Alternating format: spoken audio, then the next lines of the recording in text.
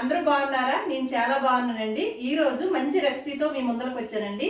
అదేనండి సజ్జ ఆవిరి కుడుములండి. దానికి కావాల్సిన పదార్థాలు చెప్తాను రండి.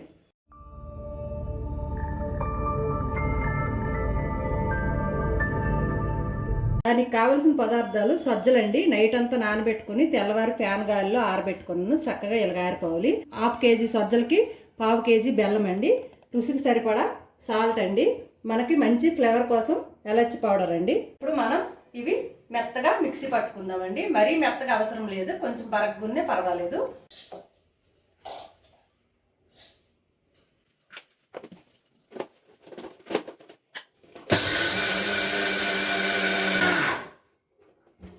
మనమైతే ఇలా పట్టుకోవాలండి. ఇదిగోండి, మరీ మెత్తగా అయితే అవసరం లేదు, కొంచెం బరగ్గున్నే పర్లేదు.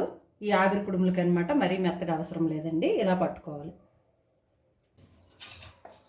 మనకు కొంచెం వెడల్పు ప్లేటే ఉండాలి, ఎందుకంటే ఇందులో బెల్లం కొంచెం పాకం వేస్తాం కదా. మిగతావన్నీ అలాగే పట్టుకోవాలండి.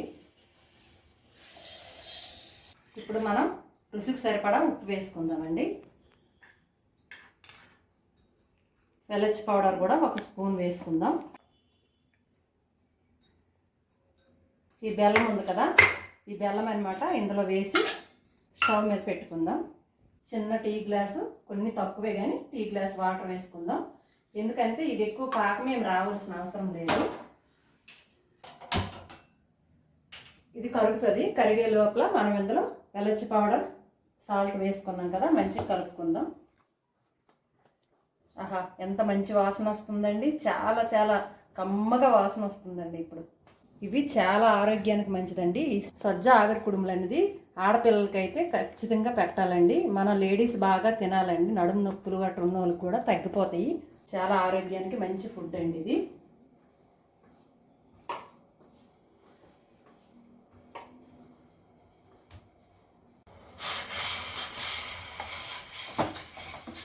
జస్ట్ మనం ఇప్పుడు బెల్లం అనేది కరగబెట్టుకోవడమేనండి. కరగబెట్టుకుని వడగట్టుకుందాం. ఏమైనా చెత్త గట్లంతో వచ్చేస్తుంది. పాకం రావాల్సిన అవసరం లేదు.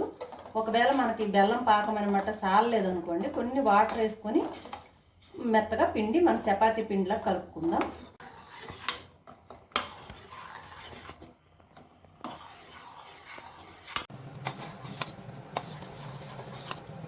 బెల్లం అంతా కరిగిపోయిందండి. ఇప్పుడు మనం వడజల్లీలో వడగట్టుకుందాం. ఇప్పుడు మనం పిండిలోకి అనమాట ఈ బెల్లం పానకము వడగట్టుకుందామండి.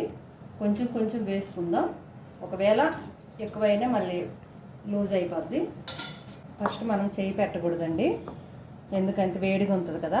చిన్న స్పూన్తో కలుపుకుందాం.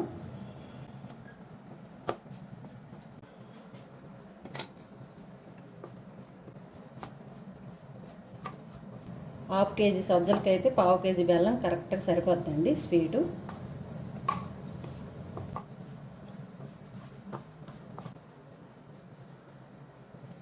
ఈ విధంగా అయితే సరిపోద్ది. పిండి అనేది మంచిగా మన చపాతీ పిండిలా మెతుకుకుందాం.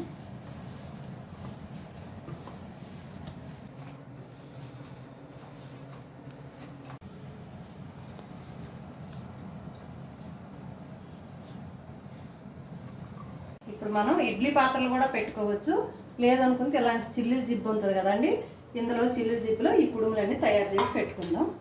ఇగోండి, ఎంత తీసుకుంటే సరిపోద్ది. మన ఏలు అచ్చులు ఇలా పడేటట్టు కుడుములనేది ఇలా పెట్టుకుందాం. ఇంతేనండి. ఈ సజ్జ ఆవిరి కుడుములు ఇలాగే రెడీ చేసుకుని అన్నీ మనం చిల్లుల జిబ్బులో పేర్చుకుందాం. ఇది ఆవిరి పైనే ఉడకాలి కాబట్టి మనం ఇలాగే, ఇంతకన్నా పెద్దలు అయితే మాత్రం మనం చేయొద్దు, ఎందుకంటే ఉడకాలి లోపల నుండి కాబట్టి.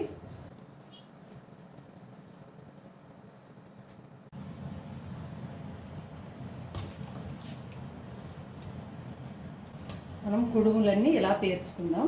కొంచెం అతుకుతాయండి, అతికినా పర్వాలేదు, చల్లారిన తర్వాత వీడిపోతాయి. ఎందుకంటే మధ్య మధ్యలో కొంచెం గ్యాప్ ఇద్దాం, ఎందుకంటే ఈ హోల్సులు లాంటి ఆవిరి అనేది పైకి వస్తుంది. ఇప్పుడు మనం ఒక తప్యాలు తీసుకుందామండి. వెడల్పు తప్యాలు తీసుకుని అందులో 1/2 లీటర్ వాటర్ పోసుకొని స్టవ్ మీద పెట్టుకుందాం. స్టవ్ మీద పెట్టుకొని స్టవ్ వెలిగించుకుందాం.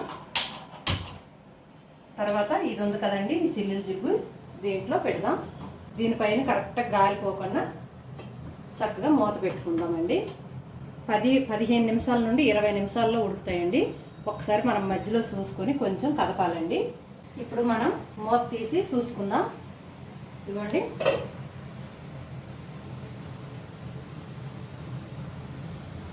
80% అయితే ఉడికిపోయినాయండి. ఇంకొక 10% ఉడకాలి. ఉడికిన తర్వాత మనకి ఇలా వచ్చేస్తాయండి విడివిడిగా. కాసేపు స్టవ్ బంద్ చేసిన తర్వాత కూడా అన్నీ ఏనికది అంటకంట చక్కగా వస్తాయండి. ఇది ఇంకో 10 నిమిషాలు అయితే ఉడికిపోతాయి. ఇప్పుడు అయిపోయినాయండి. స్టవ్ బంద్ చేసుకుందాం. స్టవ్ బంద్ చేసిన తర్వాత ఒక 5 నిమిషాల పాటు ఇలా వదిలిద్దామా. ఇదిగోండి, మనం మూత తీసి చూద్దాం. ఉడికిపోయిందండి. చూడండి, చక్కగా ఉడికిపోయినాయి కదా, పొడి పొడిగా వస్తున్నాయి చూడండి. ఇప్పుడు ఇది ఒకటి మనం తెల్ల బెల్లం కదండి, అందుకే తెల్లగా కనిపిస్తున్నాయి, కానీ లోపల నుండి ఇదిగో చక్కగా ఉడికిపోయింది. లోపల కూడా చక్కగా ఉడికిపోయింది చూడండి. ఇది మాత్రం చాలా బాగా ఉడికింది. టేస్ట్ చూసి చెప్తాను. సూపర్గా ఉందండి, చాలా బాగుంది. మీ ఇంట్లో కూడా ట్రై చేయండి. ఎలా వచ్చాయో కామెంట్లో చెప్పండి. ఈ వీడియో కనుక నచ్చినట్లయితే లైక్ చేయండి, షేర్ చేయండి, సబ్స్క్రైబ్ చేయండి.